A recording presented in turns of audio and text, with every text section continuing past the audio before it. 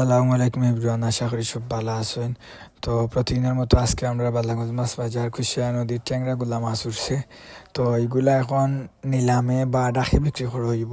তো দেখি আমরা এগুলা কত টাকা বিক্রি হয়, শেষ পর্যন্ত আমরা লগে থাকুকা।